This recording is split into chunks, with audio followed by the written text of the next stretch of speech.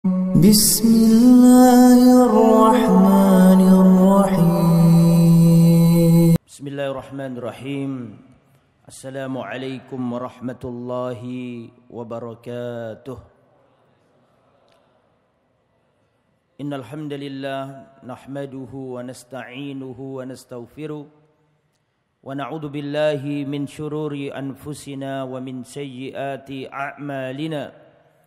من يهده الله فلا مضل له ومن يضلل فلا هادي له وأشهد أن لا إله إلا الله وحده لا شريك له وأشهد أن محمدا عبده ورسوله لا نبي ولا رسول بعده اللهم صل وسلم وبارك على نبينا محمد وعلى آله وصحبه ومن سار على نهجه إلى يوم الدين يا أيها الذين آمنوا اتقوا الله حق تقاته ولا تموتن إلا وأنتم مسلمون يا أيها الناس اتقوا ربكم الذي خلقكم من نفس واحدة وخلق منها زوجها وبث منهما رجالا كثيرا ونساء واتقوا الله الذي تساءلون به والأرحام إن الله كان عليكم رقيبا يا أيها الذين آمنوا اتقوا الله وقولوا قولا سديدا يصلح لكم أعمالكم ويغفر لكم ذنوبكم ومن يطع الله ورسوله فقد فاز فوزا عظيما أما بعد فإن أصدق الحديث كتاب الله وخير الهدى هدى محمد صلى الله عليه وسلم وشر الأمور محدثاتها وكل محدثة بدعة وكل بدعة ضلالة وكل ضلالة في النار. Ma'asyiral hadirin rahimani wa rahimakumullah, para jamaah kaum muslimin jamaah Masjid Namirah rahimani wa rahimakumullah. Pertama, marilah kita bersyukur memuji Allah yang telah menggerakkan langkah kaki kita menuju Masjid Namirah yang kita cintai ini.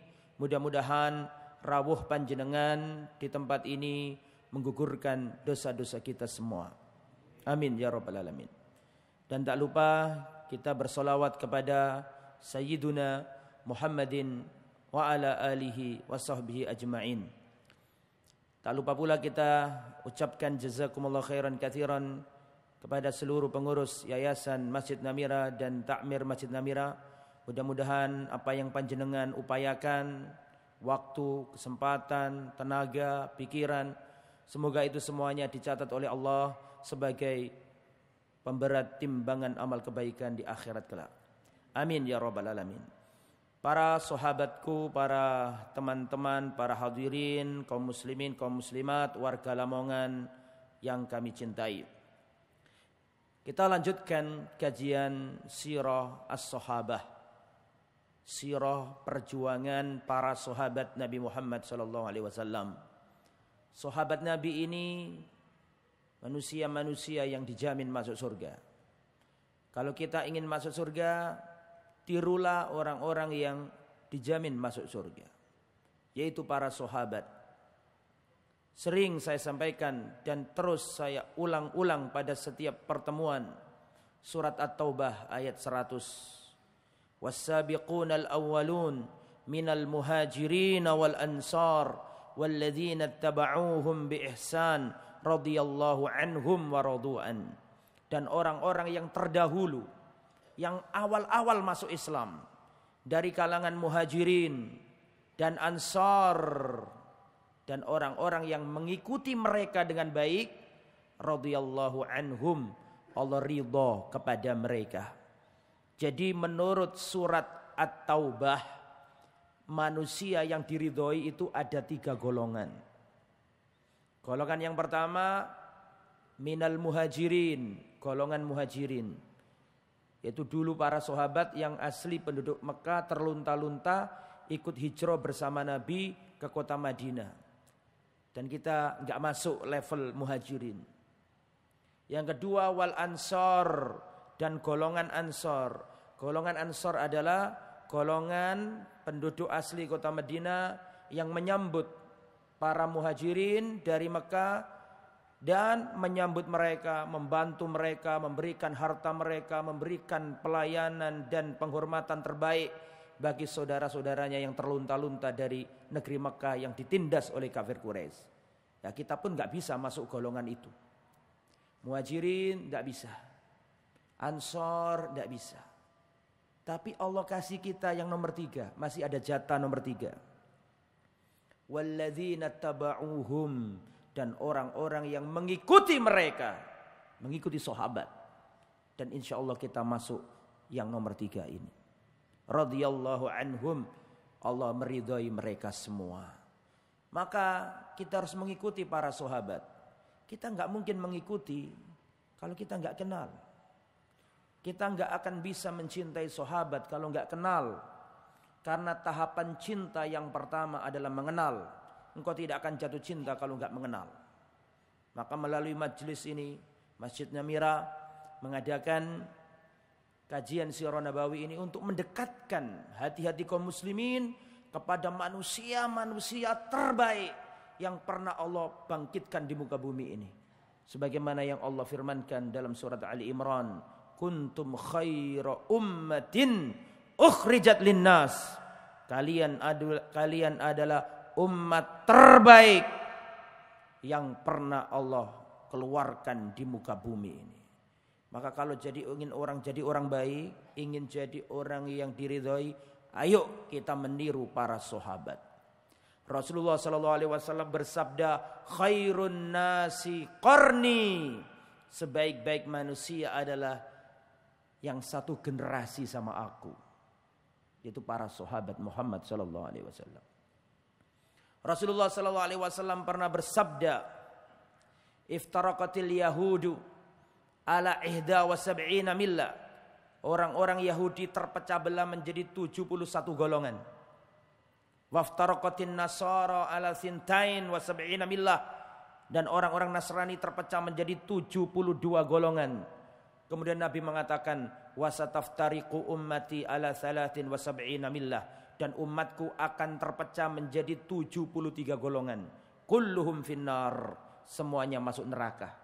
Illa wahidah, kecuali satu golongan yang selamat. Rasulullah ditanya, man hum ya Rasulullah? Siapa golongan satu yang selamat itu ya Rasulullah?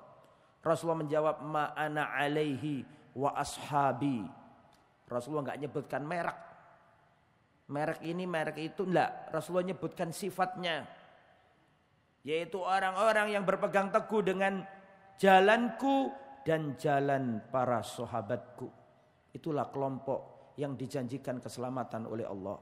Maka marilah kita mencontoh para sahabat Muhammad sallallahu alaihi wasallam. Abdullah bin Mas'ud pernah berkata, innallaha nadhara fi qulubil ibad fawajada qalba Muhammadin khaira qulubil ibad. Allah pernah melihat hati-hatinya manusia yang ada di jagat raya ini. Maka Allah menjumpai hatinya Nabi Muhammad adalah hati yang paling bersih di muka bumi. Maka Allah pilih menjadi nabi untuk semesta alam ini.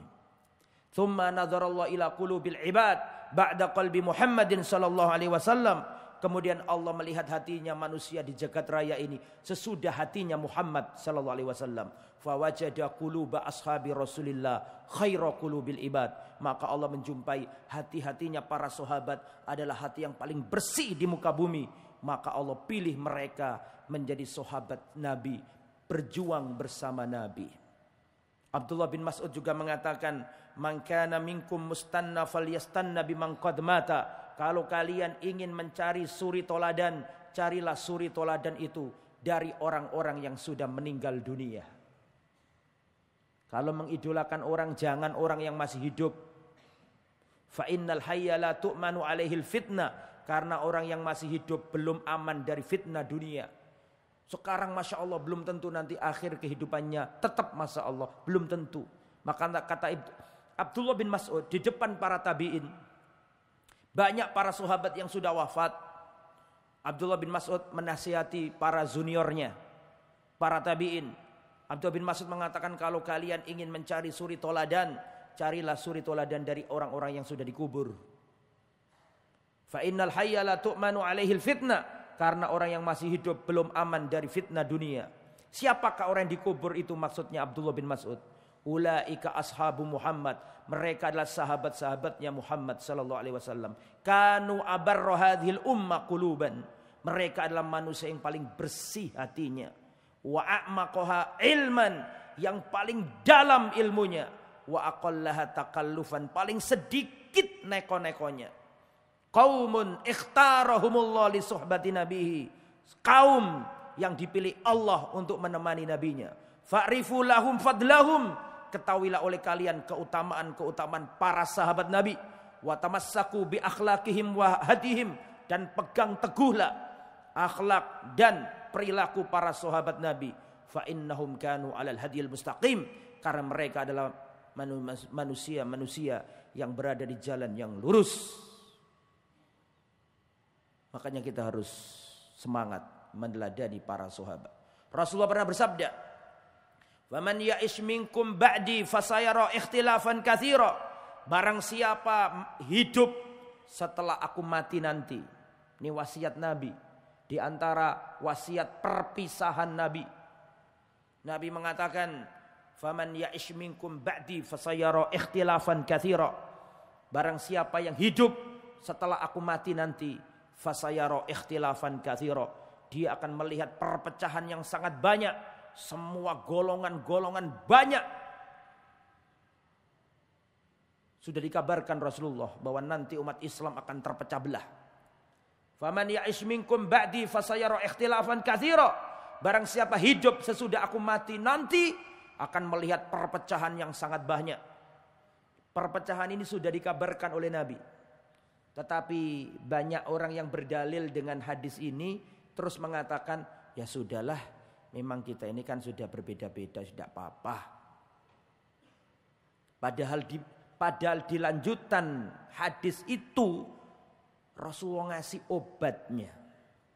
Rasulullah menyampaikan bahwa nanti akan ada penyakit menimpa umat ini, yaitu perpecah belah. Itu adalah penyakit yang dikabarkan oleh Nabi. Tapi ingat, di hadis yang sama itu ada kelanjutannya. Rasulullah langsung ngasih obatnya. Kata Nabi, kalau engkau sudah menjumpai masa itu, masa di mana kaum muslimin terpecah belah, apa kata Nabi solusinya? Alaikum bisunnati, pegang teguhlah ajaranku, sunnahku, wa sunnatil khulafair rasyidin al-mahdiyin, dan pegang teguhlah ajaran para sahabatku khulafaur rasyidin. Itu sudah disampaikan oleh Nabi supaya gak terpecah belah. Ayo kembali kepada ajaran Rasulullah dan ajaran para sahabat. Tinggal kita ini mau gak. Kadang-kadang kita ini penyakitnya dihafal, tapi obatnya enggak dihafal. Padahal di hadis yang sama Rasulullah ngasih apa? Obat. Wa iyyakum wa muhdatsatil umur, dan hati-hati jangan membuat perkara-perkara baru dalam agama. Fa inna kulla muhdatsatin bid'ah, karena perkara-perkara baru dalam masalah agama itu adalah bid'ah. Rasulullah sing ngomong, mboten kok fadlan niki. Fadlan namung nyampe akan mawon. Makanya supaya kita tidak terpecah belah, ayo kembali kepada Al-Quran was sunnah ala fahmi salafil ummah. Kemudian ikhwatal iman, itu mukadimah ya. Sudah berapa menit itu mukadimah itu? 10 menit lebih. Sekarang materi kita siapa? Sahabat siapa kira-kira? Gak ada yang request besok sahabat siapa begitu. InsyaAllah materi kita pada kesempatan yang baik ini adalah Sayyiduna Hudzaifah ibnul Yaman. Hudzaifah ibnul Yaman. Siapakah Hudzaifah ibnul Yaman? Perhatikan baik-baik. Beliau adalah Hudzaifah ibnul Yaman. Beliau Al-Ansori, orang Ansor. Berarti beliau termasuk manusia yang tergolong dalam surat At-Taubah ayat berapa tadi? 100. Dipuji oleh pemilik langit. Kemudian beliau ini punya julukan. Punya julukan beliau ini. Julukannya adalah Sahibu Sirri Rasulillah sallallahu alaihi wasallam. Pemilik rahasia Rasulullah sallallahu alaihi wasallam. Ini satu-satunya sahabat yang diberi julukan Sahibu Sirrin Nabi sallallahu alaihi wasallam. Pemilik rahasia Nabi. Jadi ada rahasia-rahasia yang disampaikan Nabi kepada Hudzaifah tapi tidak disampaikan kepada sahabat-sahabat yang lain. Bahkan Umar tidak tahu. Bahkan Abu Bakar, manusia paling hebat setelah Nabi, pun tidak tahu. Jadi ada ilmu-ilmu tertentu yang disampaikan Nabi kepada Hudzaifah ibn Yaman khusus untuk dia. Rahasia. Makanya beliau dijuluki apa tadi? Sahibu Sirrin Nabi, pemegang rahasia Nabi Muhammad sallallahu alaihi wasallam. Beliau ini adalah aduwwun nifaq wal munafiqin, musuhnya orang-orang munafik. Mengapa kok musuhnya orang munafik? Karena Hudzaifah ibnul Yaman ini diberi daftar oleh Rasulullah nama-nama orang munafik. Orang munafik ini kan repot. Casingnya Islam. Paham? Casingnya ya sholat, ya iso ngomong Arab, ya bahasa, ya Al-Qur'ani fasih, ya sholat. Tapi munafik itu menampakkan keislaman, menyembunyikan kekafiran. Itu sulit. Gak bisa kita menuduh orang munafik tanpa sembarangan, gak bisa. Tetapi Hudzaifah ibn Yaman ini dikasih daftarnya oleh Nabi, fulan. Makanya beliau ini aduwul munafiqin, musuhnya orang-orang munafik. Siapa bu namanya tadi bu? Aku pengen kerungu suara ibu-ibu, gak kerungu bapak-bapak. Bu, siapa namanya bu? Alhamdulillah, Hudzaifah ibn Yaman. Siapa pak? Pak, namanya pak? Hudzaifah ibn Yaman. Hudzaifah itu nama laki-laki. Nek duwe anak wedok aja jenenge Hudzaifah. Ya, karena kadang-kadang salah paham. Ya, Hudzaifah itu nama apa? Laki-laki. Saya punya Mbak Yu, namanya Muawiyah. Loh, Muawiyah itu jeneng lanang. Mbak Yu ado ya. Ya, jadi Hudzaifah ibnul Yaman. Julukannya apa tadi? Sahibu Sirri Rasulillah. Pemilik rahasia Rasulullah. Kunia beliau namanya Abu Abdillah, bapake Abdullah. Ya biasanya wong Arab iku duwe kunia. Kunia itu diambil dari anak laki-laki yang pertama. Misalnya ada orang namanya Bapak Ahmad. Bapak Ahmad punya anak pertama namanya Hasan. Berarti beliau ini Abu Hasan. Nek jare wong Jawa biyen itu Pakne Hasan. Wong Jawa biyen itu pakai itu loh, pakai kunia. Cuma enggak pakai abu. Nek abu kan bahasa Arab. Pakai Pakne biasanya gitu. Gini mboten? Nah, Pakne iki lho, Pakne sapa jenenge? Wong biyen ngono. Nah, itu termasuk sunnah. Nah, orang Arab dulu itu punya kunia diambilkan dari anak laki-laki yang apa? Yang pertama. Thayyib. Min kibaris sahabat, termasuk pembesarnya para sahabat Nabi Muhammad sallallahu alaihi wasallam. Aslama huwa wa abuhu. Beliau masuk Islam dan bapaknya beliau juga masuk Islam. Beliau sahabat dan bapaknya beliau adalah sahabat.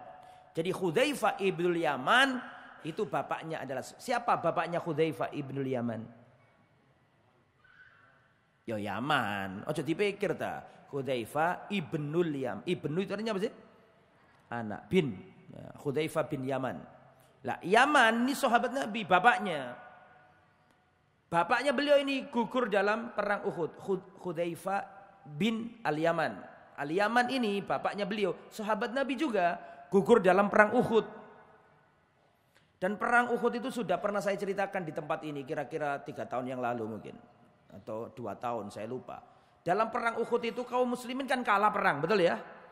Itu Hudzaifah ini dibunuh oleh pasukan Islam karena saking bingungnya, saking kocar-kacirnya sampai salah sasaran. Nah, termasuk yang kena salah sasaran ini Al-Yaman ini. Bapaknya Hudzaifah. Sampai ketika melihat ayahnya terbunuh itu, Hudzaifah mengatakan, semoga Allah mengampuni kalian. Karena yang membunuh sahabat-sahabat sendiri. Karena saking paniknya pada waktu itu. Antum baca lagi nanti perang Uhud. Kembali ke materi. Nah, apa saja keutamaan Hudzaifah ibnu Yaman ini? Yang pertama, apa saja sebenarnya tadi yang saya sebutkan sudah keutamaan sebenarnya. Tapi ini lebih terperinci lagi.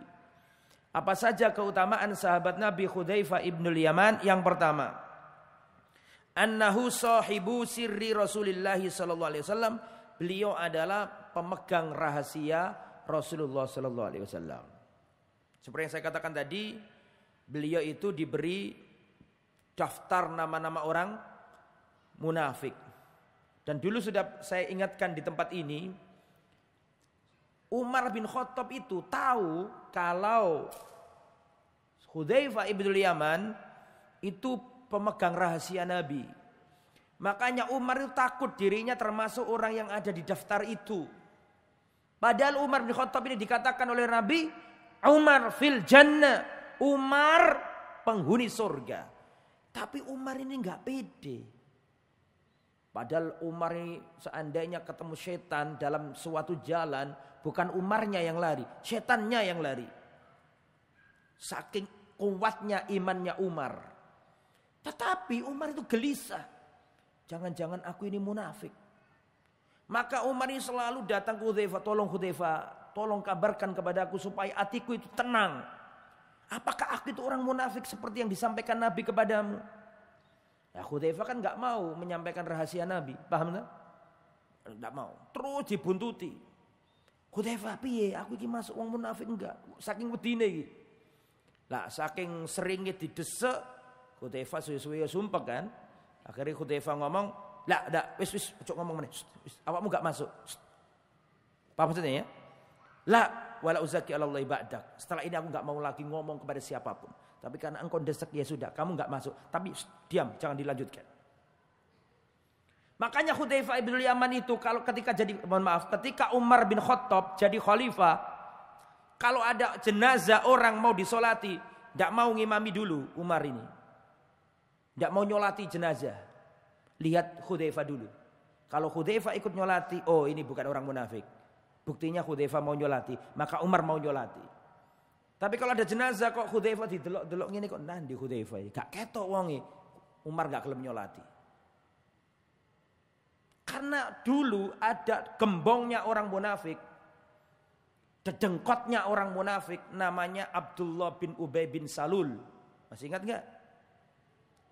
Ingat enggak? Syarat orang ingat itu pernah tahu. Kalau belum pernah tahu jangan pernah ngomong ingat.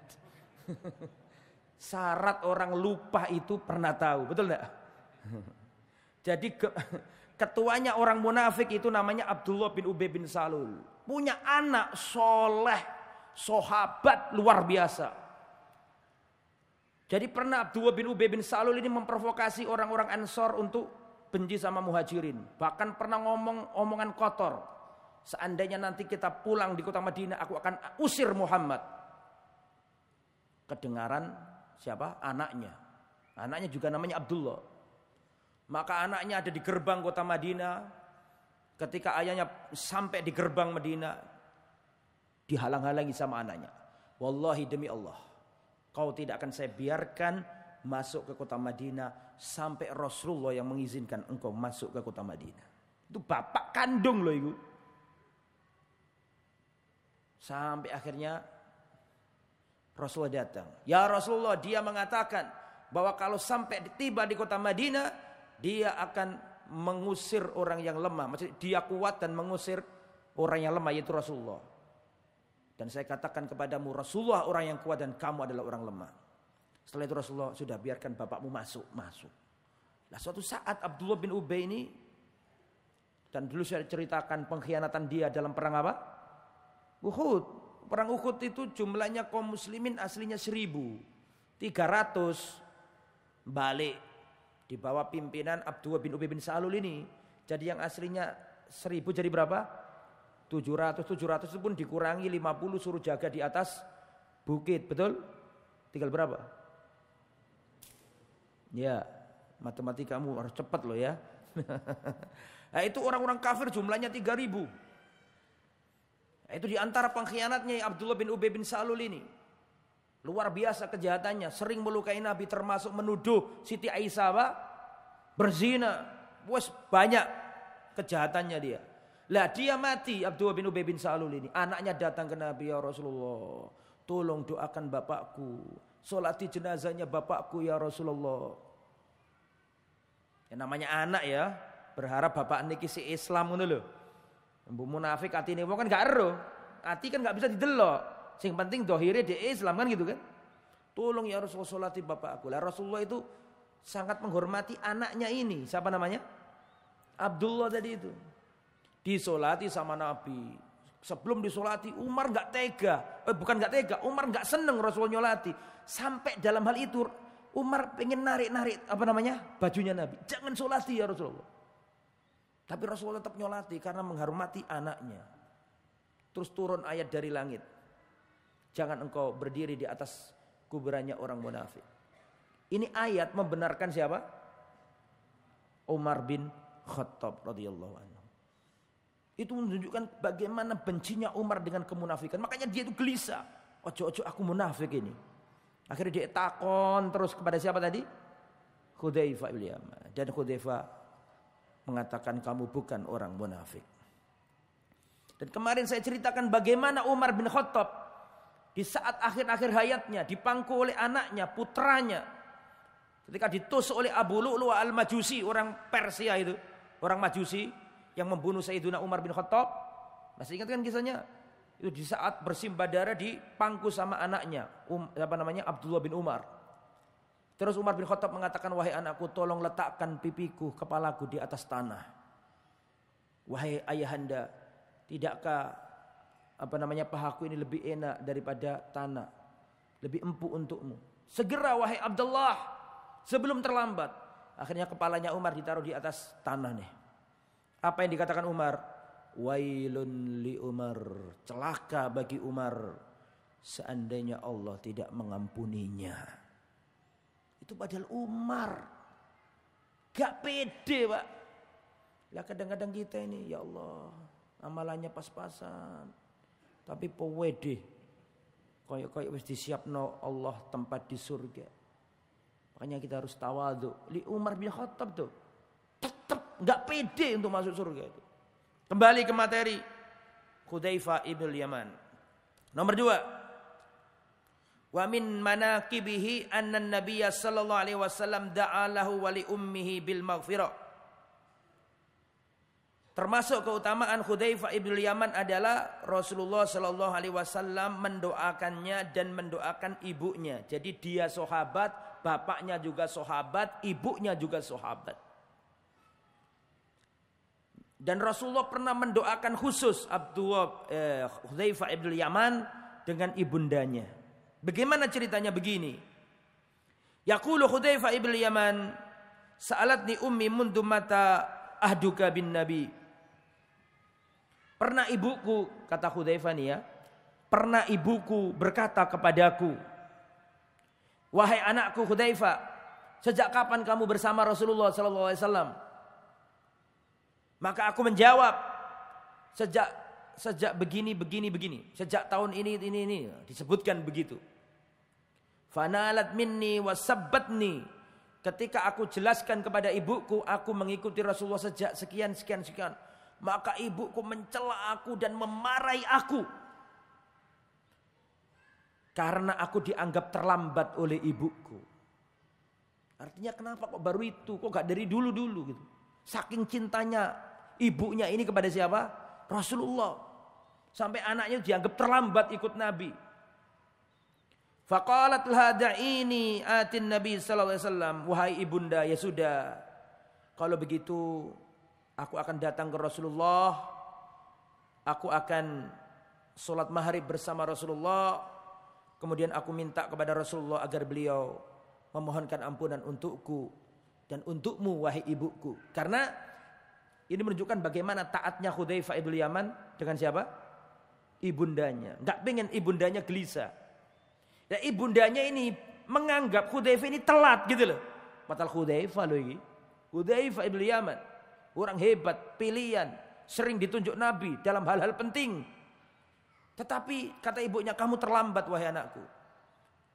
Lah, untuk menenangkan hati sang ibunda, Hudzaifah ini berkata, ya sudah wahai ibunda, aku akan datang ke Rasulullah, sholat bersama Rasulullah, dan setelah sholat aku akan datang ke Rasulullah dan memohon kepada beliau agar sudi mendoakanku dan mendoakan dirimu wahai ibundaku.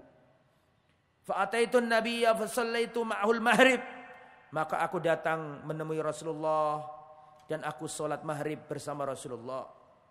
Fasallan nabi ilal isya, kemudian Rasulullah meneruskan sampai isya. Thumma in fatala. Kemudian setelah itu, setelah selesai sholat isya, Rasulullah keluar. Terus datang orang-orang menemui Rasulullah. Aku takut mengganggu Rasulullah karena ada orang menemui Nabi. Aku tunggu, kata Hudzaifah. Kemudian fattaba'tuhu, aku ikuti Rasulullah dari belakang. Terus Rasulullah dengar suaraku. Kemudian Rasulullah berkata, "Man hadza?" Siapa ini? Faqultu Hudzaifah, aku Hudzaifah ya Rasulullah. Malaka, ada apa dengan dirimu wahai Hudzaifah? Kenapa engkau buntuti aku? Ada apa dengan dirimu? Maka aku ceritakan kepada Rasulullah, ya Rasulullah, aku ditanya oleh ibuku, sejak kapan kamu ikut Rasulullah?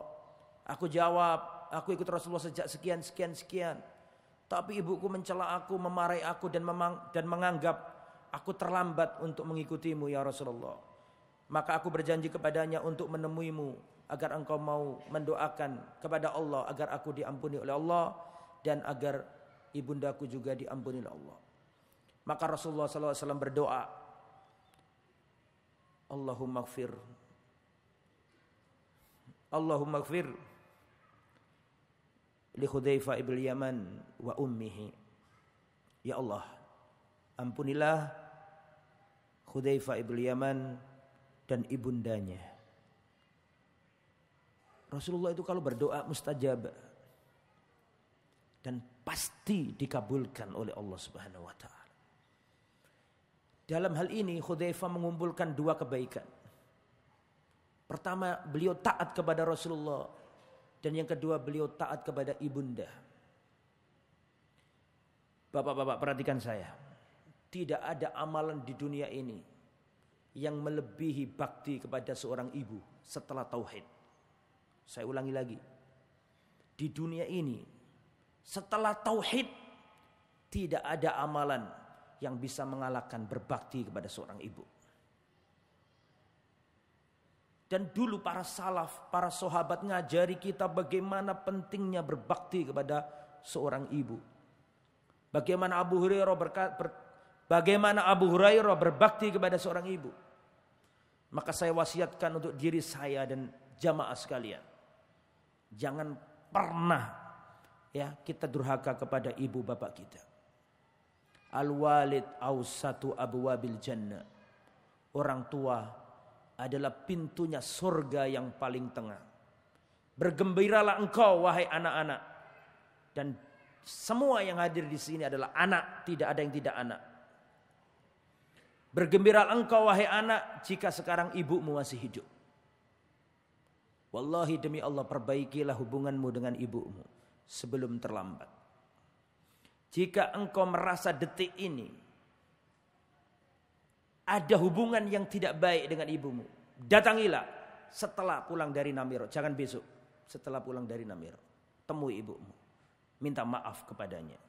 Wallahi sebelum terlambat. Jika ibumu mati, pintu surga itu tertutup dan tidak akan kembali lagi. Al-walid awsatu abwabil jannah. Orang tua adalah pintunya surga yang paling tengah. Senangkan ibumu, Allah akan menyenangkan dirimu. Berusahalah untuk mencari ridho ibumu, Allah pasti akan meridhoimu. Ridho Allah fi ridhol walidain Wa sakhtullah fi sakhtil walidain. Ridhonya Allah ada pada ridhonya orang tua. Dan kemurkaan Allah ada pada kemurkaan orang tua. Ustaz, saya itu pengen baik sama ibuku, tapi ibuku itu tidak senang sama aku. Jangan egois. Ibumu mengecewakanmu, itu bagian dari ujian untukmu. Kedzaliman ibumu terhadapmu tidak menjadikan beban berbakti itu hilang dari dirimu. Meskipun ibumu tidak menyenangkan hati, datangi, minta maaf. Minta maaf. Bersabarlah. Karena inti dari berbakti itu sabar dari orang tua. Berbuat baik itu banyak yang bisa, Pak. Berbuat baik itu banyak yang bisa. Enggak mau nyakiti orang tua banyak yang bisa. Tapi sabar dari orang tua banyak anak yang tidak bisa.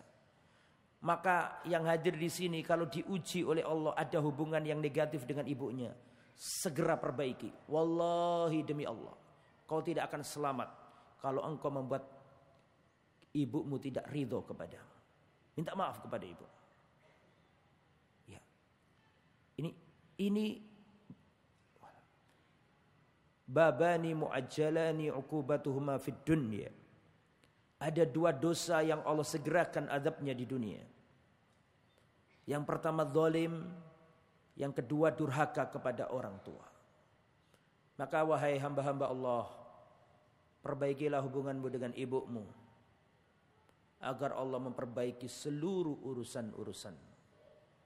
Kemudian ikhwatal iman rahimani wa rahimakumullah. Yang nomor 3, keutamaan Hudzaifah ibn Yaman. Qurbuhu minan Nabi sallallahu alaihi wasallam, kedekatannya dengan Rasulullah. Jadi Hudzaifah ibn Yaman itu dekat sama Nabi.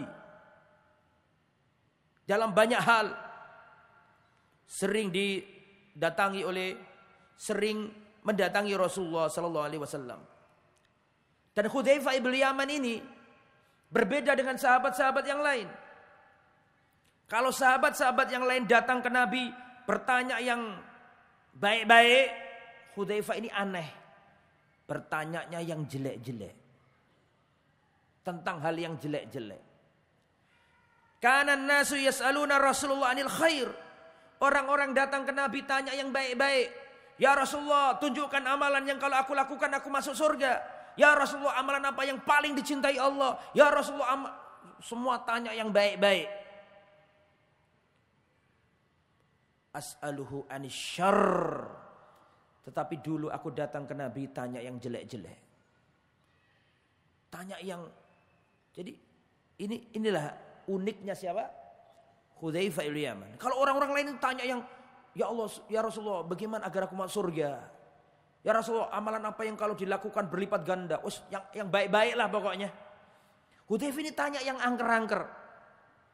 Yang ngeri-ngeri itu yang ditanyakan sama Hudzaifah. Apa alasannya? Makhafatan an yudrikani. Karena aku khawatir kejelekan-kejelekan itu nanti akan terjumpai oleh diriku. Jadi beliau, kata orang Indonesia, sedia payung sebelum hujan. Sebagaimana kata seorang penyair, araftu syarra la li syarri walakin li tawaqqih. Aku ingin tahu kejelekan-kejelekan bukan karena aku ingin melakukan kejelekan-kejelekan. Akan tetapi aku ingin tahu kejelekan-kejelekan agar aku tidak terjatuh pada kejelekan-kejelekan tersebut. Itu ya, itu Hudzaifah tuh dekat sama Nabi. Kemudian yang nomor berapa?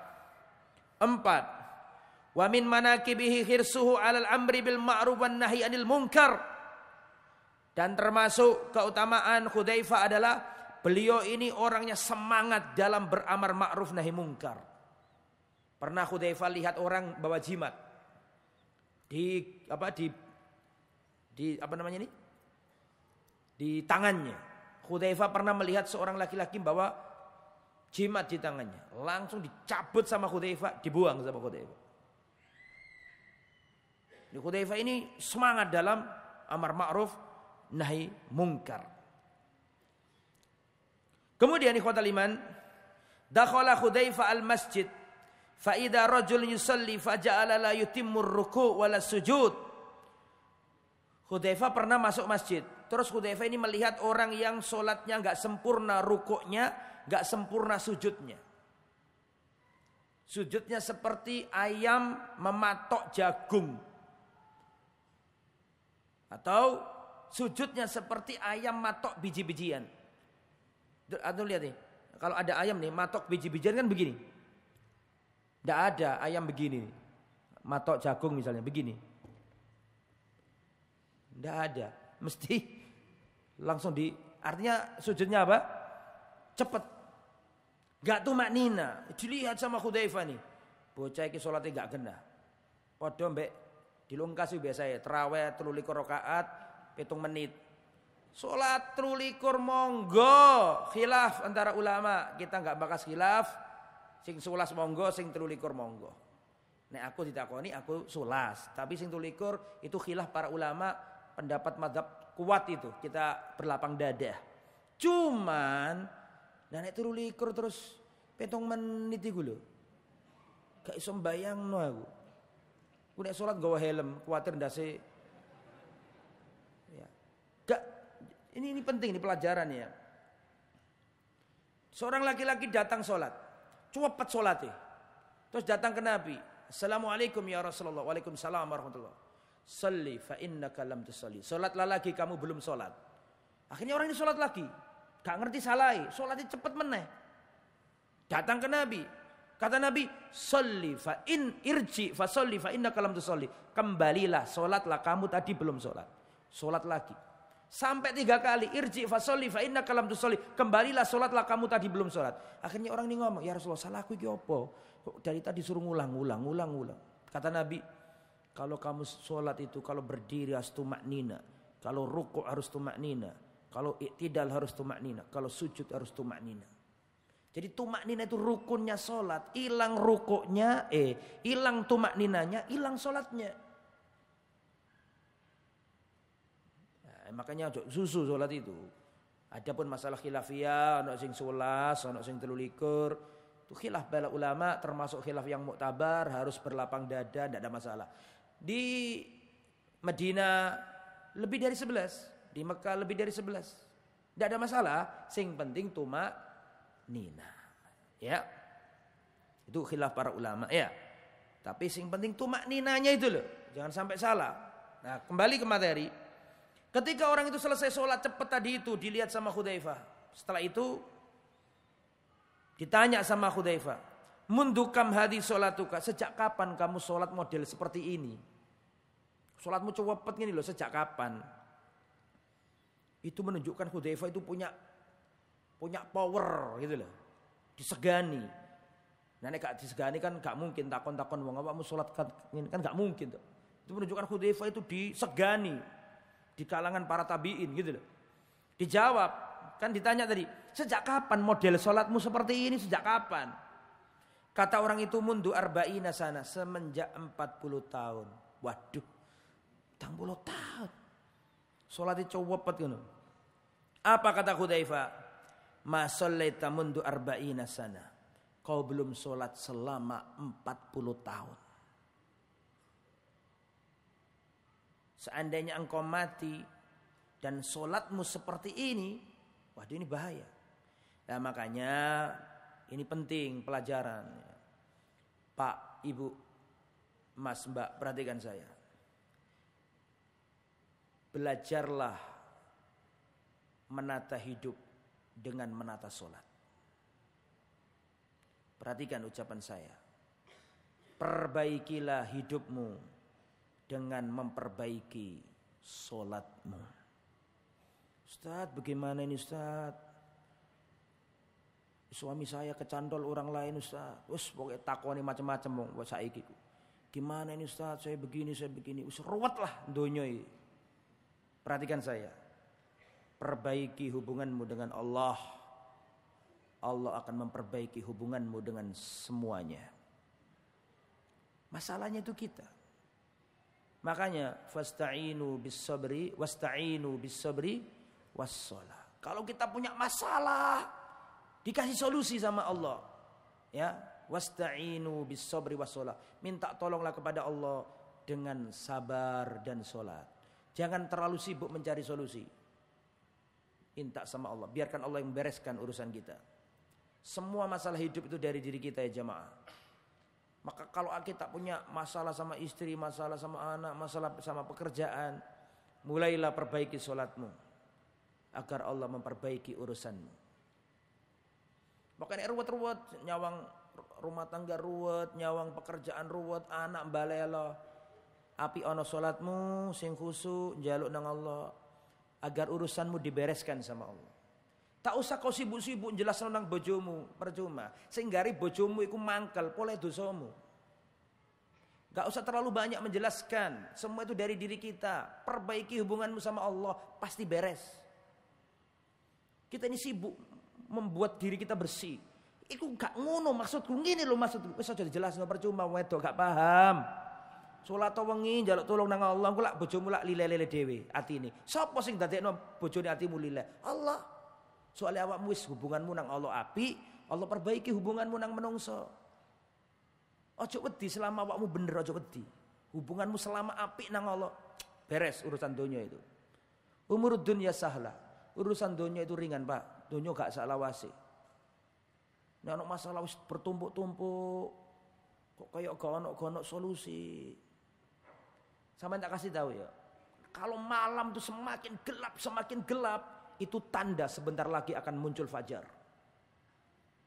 Masalah yang ngono, nek ono urip masalah. Nek wis nemen masalah, sebentar lagi Allah akan nolong sampean. Dia harus sabar. Ya, wasta'inu bis-sabri was-shalah. Gitu ya. Jadi di api hubungannya sama Allah supaya Allah memperbaiki hubungan kita. Terakhir saya tutup nih, terakhir. Bukunya sudah saya tutup nih. Hudzaifah ini waktu pernah terjadi kejadian Fathu Makkah. Perang Khandaq. Perang Khandaq ini kan kenapa dikatakan perang Khandaq? Apa sih artinya Khandaq? Parit. Karena Madinah dikepung 10.000 tentara. Dikeroyok. Ada Quraisy, ada Ghatafan, ada suku-suku, ada orang Yahudi, ada orang munafik dikeroyok. Bingung Rasulullah. Ya bukan bingung, tapi Rasulullah butuh musyawarah dengan para sahabat. Akhirnya atas usulan Salman Al-Farisi, ya Rasulullah, dulu kami ketika di negeri Persia, kalau kami diserang seperti ini, sedangkan kami nggak punya benteng, maka kami membuat parit. Parit itu kok coro lamongani yo jeglongan. Kalen, ro ya. Sumerep mboten? Itu kalau membangun benteng itu kan butuh dana banyak, harus punya batu-batu dan itu butuh waktu. Ini enggak, ini bentengnya enggak naik ke atas, tapi jeglongan ke bawah. Artinya orang sana enggak bisa ke sini kecuali harus turun dulu, paham? Nah kalau turun tinggal manai dari atas kan gitu. Lah, akhirnya para sahabat sibuk membuat parit itu. Itu musim dingin, musim paceklik. Kedinginan sahabat, Rasulullah itu ganjel perutnya dengan 2 batu. Para sahabat itu ganjel 1 karena lapar. Ternyata para sahabat melihat Rasulullah lebih dari 1, yaitu 2. Nama lain perang Khandaq, perang Ahzab. Ahzab artinya sekutu, karena banyak sekutu yang datang. Ya, bukan NATO ini, beda lagi ini. Zaman dulu belum NATO. Ini sekutu zaman itu ya, mau menyerang Rasulullah SAW. Nah, dikatakan perang Ahzab, perang sekutu, dikatakan perang Khandaq karena ada paritnya. Tapi itu satu perang tapi dengan 2 nama. Paham ya? Kedinginan. Ada seorang sahabat kalau nggak salah namanya Jabir bin Abdullah, kalau nggak salah ya. Itu salah satu sahabat lah. Melihat kelihatan Rasulullah itu ngelempet perutnya, ini Rasulullah lapar nih. Akhirnya dia pulang ngomong sama istrinya, wahai istriku, apa nggak ada makanan? Kalau ada makanan saya akan panggil Rasul dan 1 atau 2 sahabatnya untuk makan di rumah kita. Dibuatkan sama istrinya, luar biasa. Itu musim lapar itu. Nggak ada makanan, kedinginan dan musuh mengintai, mencekam. Bumi terasa sempit, padahal bumi itu luas. Para sahabat ketar-ketir itu. Apalagi di belakang orang Yahudi berkhianat, Bani Quraidah, dan orang munafik membocorkan rahasia. Terus pokoknya kalut itu. Sampai Rasulullah dan para sahabat lupa, enggak sholat apa? Gak sholat asar, saking ngejarnya buat parit itu, saking paniknya. Lah sahabat ini ngerti Rasulullah lapar nih. Pulang ke rumah, nyuruh istrinya, wahai istriku tolong segera buatkan makanan. Makanan itu makanan coro zaman itu, bukan soto Lamongan makanannya ini ya. Zaman itu ya, buatlah makanan. Nah setelah itu 1 atau 2 atau 3 porsi untuk Rasulullah dan 2 atau 1 sahabatnya, mungkin Abu Bakar atau Umar. Karena sudah datang nih sahabat, ya Rasulullah, kelihatannya panjenengan ini lapar, monggo kulo aturi kisah griya kulo. Ada apa? Ada makanan? Iya ya Rasulullah, kangge panjenengan. Langsung Rasulullah ngomong ke sahabat, ayo semuanya kita makan ke rumahnya. Sahabat, lu ya apa sih Rasulullah? Padahal niatnya 3 orang 3 porsi, tapi diajak semuanya. Subhanallah. Akhirnya seluruh orang di parit-parit itu datang ke rumahnya sahabat itu. Itu makanannya itu diambil nggak habis-habis. Salah satu mukjizat Rasulullah sallallahu alaihi wasallam. Oke, kembali ke materi. Kedinginan para sahabat. Lah Rasulullah ingin tahu bagaimana tentara Ahzab, tentara sekutu itu keadaannya, pengen tahu jumlah mereka berapa, bagaimana keadaan mereka. Akhirnya Rasulullah di saat dingin, lapar, Rasulullah ngomong, "Man ya'tini bi khabaril qaum." Siapakah di antara kalian yang mau keluar dan membawa berita tentang kaum sekutu itu kepadaku? Dia akan bersamaku di surga. Tidak ada sahabat yang mengatakan, aku ya Rasulullah. Saking takutnya, saking paniknya, dan saking dinginnya. Ini sahabat asli penduduk Madinah kedinginan. Apalagi kita kalau di sana. Kita aja kalau umroh, kalau musim dingin, kita gedeter kedinginan. Ini asli orang Madinah kacili. Ngarani nek iku kademen. Dane ya wong Lamongan nang nduk kono iku apa gak menggigil gak salah, buru-buru jihad, mikir awake dhewe kademen. Itu para sahabat kedinginan. Dan ketika Rasul mengatakan siapa di antara kalian yang mau keluar mencari informasi, jadi intelnya Rasulullah, paham ya? Jadi telek sandinya Rasulullah, intelijennya Rasulullah. Sahabat gak ada yang berani karena ini mencekam. Di luar musuh berjaga-jaga. Gak ada yang berani. Sampai Rasulullah ngulangi bolak-balik, gak ada yang maju. Akhirnya Rasulullah menunjuk Hudzaifah. Wah, Hudzaifah terpaksa. Kalau sudah ditunjuk Nabi gak mungkin nolak. Rasulullah menepuk, kalau gak salah ditepuk dadanya kalau gak salah. Terus kata Hudzaifah, aku naik kendaraan itu, saya gak menjumpai rasa dingin lagi. Artinya hangat badannya. Karena sudah ditunjuk Nabi tadi, dikasih kekuatan oleh Allah Subhanahu Wa Taala. Kemudian aku masuk ke tenda-tendanya kafir Quraisy itu. Tidak hanya kafir Quraisy, sekutu banyak ini. Banyak orang-orang kafir di situ. Tidak hanya kafir Quraisy tok. Aku menyelinap di mana tadi, di tenda-tenda musuh. Sambil ada yang di api unggun dan seterusnya, berkumpul sama orang kafir Quraisy dan suku-suku yang lain. Setelah itu Hudzaifah ibn Yaman mendengar komandannya kafir Quraisy memberikan instruksi. Wahai tentara Ahzab, kalian datang dari negeri-negeri yang banyak. Hati-hati ada penyusup, bayangkan. Hati-hati ada penyusup. Pastikan siapa orang yang ada di sampingmu. Tanyai orang yang ada di sampingmu. Jangan-jangan dia penyusup. Ketika Abu Sufyan ngomong ngono, langsung Hudzaifah ngomong nanggone wong sing sampingi. Awakmu sapa? Gue dhek sing ditakoni kan soro. Paham gak sampai aku ngomong ini? Wahai tentara sekutu, jangan sampai ada penyusup di tempat kita ini. Pastikan Anda tahu siapa orang yang ada di samping kalian. Wah, ini sebelum dia ditanya, akhirnya dia yang tanya, "Man anta? Siapa Anda ini?" Wah, dia aman. Sing nakoni gak ditakoni. Selalu aman. Diteliti sama Hudzaifah bin Yaman. Dalam riwayat yang lain dikatakan Hudzaifah melihat Abu Sufyan ada di api unggun. Ya kan kademen kan, buat api unggun. Gak ada orang lain kecuali Abu Sufyan, jenderalnya kafir. Kesempatan emas nih. Hudzaifah ini pemanah ulung. Dia ambil anak panahnya, dia hampir meletakkan di busurnya, hampir dia lesatkan anak panah ini. Tapi dia ingat pesannya Nabi, tugasmu hanya apa tadi? Mencari informasi, jangan membuat kekacauan. Kata Hudzaifah, seandainya aku lesatkan anak panah itu pasti akan kena dia. Tapi karena aku ingat pesannya Rasulullah, aku gak jadi. Terus aku balik ke kota Madinah. Itulah Hudzaifah ibn Yaman, sahabat Nabi yang mulia. Semoga Allah Subhanahu Wa Taala meridhai kita semua dan semoga kita dikumpulkan oleh Allah Subhanahu Wa Taala bersama Rasulullah dan para sahabatnya. Amin ya rabbal alamin. Semoga apa yang disampaikan bermanfaat. Mohon maaf atas segala kekurangan dan kekhilafan. Subhanakallahumma bihamdika asyhadu an la ilaha illa anta astaghfiruka wa atubu ilaik. Wassalamu alaikum warahmatullahi wabarakatuh.